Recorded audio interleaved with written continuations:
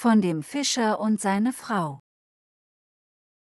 In einem kleinen Dorf an der Küste lebte ein Fischer mit seiner Frau in einer bescheidenen Hütte. Jeden Tag ging der Fischer ans Meer und warf sein Netz aus, in der Hoffnung, genug Fische zu fangen, um seinen Lebensunterhalt zu verdienen.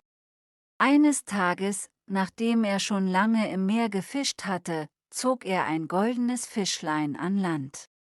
Das Fischlein sprach zu ihm: »Lieber Fischer, bitte lass mich gehen. Ich bin in Wahrheit kein gewöhnlicher Fisch, sondern ein verzauberter Prinz. Wenn du mich freilässt, werde ich dir einen Wunsch erfüllen.« Der Fischer war erstaunt, einen sprechenden Fisch zu sehen, und fühlte Mitleid mit ihm.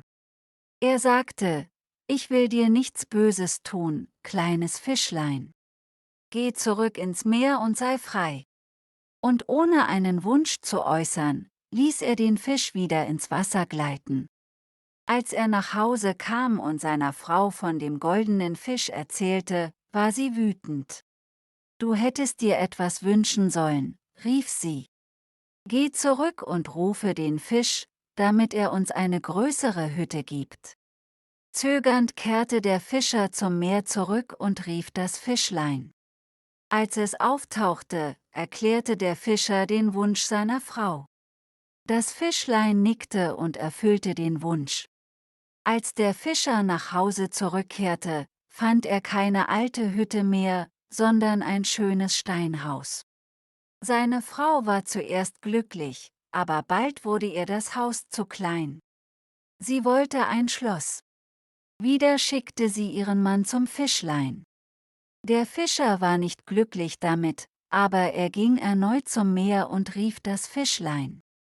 Er bat um ein Schloss für seine Frau. Das Fischlein erfüllte auch diesen Wunsch. Als der Fischer zu seinem Haus zurückkehrte, stand an seiner Stelle ein prächtiges Schloss. Seine Frau empfing ihn in prunkvollen Kleidern und schien sehr zufrieden. Aber bald änderte sich ihre Stimmung wieder. »Nun haben wir ein Schloss«, sagte sie, »aber ich will Königin sein. Geh und sag dem Fischlein, dass ich Königin werden will.« Der Fischer zögerte. Er fühlte, dass sie bereits zu viel verlangt hatten. Aber seine Frau bestand darauf, und so ging er wieder zum Meer und rief das Fischlein. Als er ihm den neuen Wunsch seiner Frau mitteilte, sah das Fischlein besorgt aus, aber es erfüllte den Wunsch. Die Frau wurde Königin, und das ganze Land war nun ihr untertan.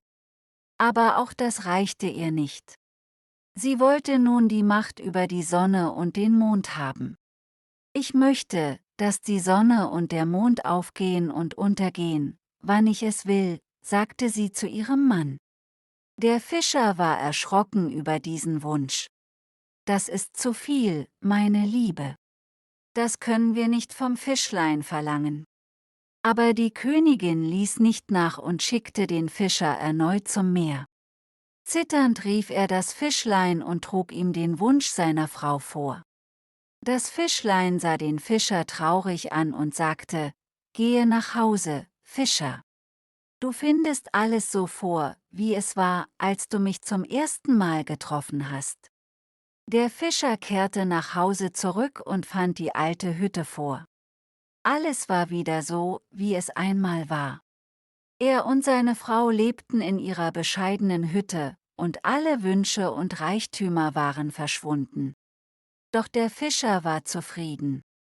Er hatte gelernt, dass wahres Glück nicht in Reichtum und Macht liegt, sondern in einem einfachen und zufriedenen Leben. Und so lebten der Fischer und seine Frau bis ans Ende ihrer Tage in ihrer kleinen Hütte am Meer, dankbar für das, was sie hatten, und wünschten sich nichts weiter.